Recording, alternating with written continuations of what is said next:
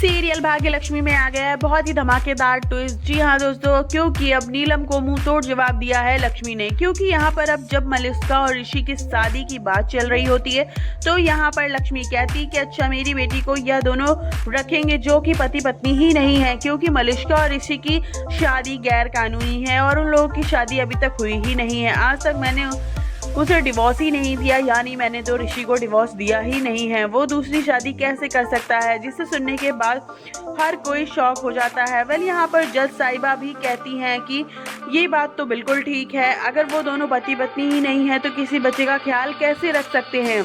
जिसके बाद अब यहाँ पर जो नीलम है उसका भी दांव उल्टा होने वाला है। जी हाँ, और ऋषि भी इस बात से एग्री करते हुए नजर आएगा कि उनका डिवोर्स अभी तक नहीं हुआ है।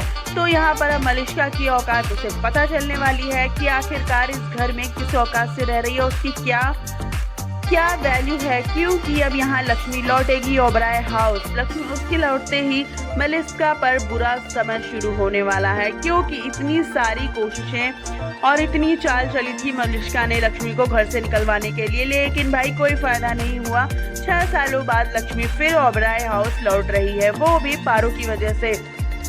क्योंकि इतनी आसानी से लक्ष्मी नहीं छोड़ने वाली है पारो को। अब वो मलिष्का को सबक सिखाएगी कि आखिर एक माँ क्या कर सकती है। यहाँ पर अब जो ऋषि है वो तो चाहता ही था कि पारो के साथ साथ लक्ष्मी भी इस घर में लौट आए, और इसी बात का ही फायदा उठाकर ऋषि कहेगा कोर्ट रूम में कि लक्ष्मी तुम भी घर चलो, तुम मेरी पत्नी हो, मेरे साथ घर में क्यों नहीं रहती हो, हम दोनों मिलकर बच्चों को संभाल सकते हैं, एक साथ रह सकते हैं। जिसके बाद अब लक्ष्मी पहले तो मना कर देगी, उसके बाद फिर वो सोचेगी और फिर डिसीजन ले ही लेगी कि उसे ओबराय हाउस में रहना चाहिए। जी हाँ, अपनी बच्ची के साथ, क्योंकि एक पिता को उसकी बेटी से दूर रखना बिल्कुल भी सही नहीं है, और तुम पहले ही 6 साल तक उसे दूर रख चुकी हो। कोर्ट साहिबा ने कहा अब तुम्हें लौट जाना चाहिए। उसने अपने परिवार, अपने पति के पास, और दोनों मिलकर अपने बच्चे को प्यार देना। लेकिन भाई यहाँ पर अब मलिष्का के साथ तो उससे भी बुरा होने वाला है, क्योंकि अब ना मिलेगी पारो, ना ही रहेगा रोहन, क्योंकि रोहन का सच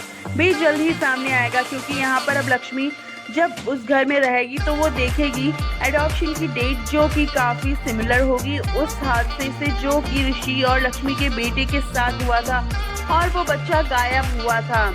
और इसी के बाद अब यहाँ पर लक्ष्मी उस अनाथालय में जाने वाली है जहाँ से रोहन को अडॉप्ट किया है, और वह जानने के बाद उसे पता चलेगा कि बच्चा तो उसी गांव से लाया गया था। जिसे सुनने के बाद लक्ष्मी बहुत ही ज्यादा रो पड़ेगी और अपने बेटे को गले से लगाते हुए सोचेगी कि तभी मैं सोचूं कि मुझे रोहन को गले लगाकर बिल्कुल अपने बेटे जैसी फीलिंग क्यों आती थी, क्योंकि ये मुझे लक्ष्मी माँ कहता था। इसके बाद अब वह बहुत ही इंटरेस्टिंग और इमोशनल से सीन हमें नजर आने वाले हैं देखने को।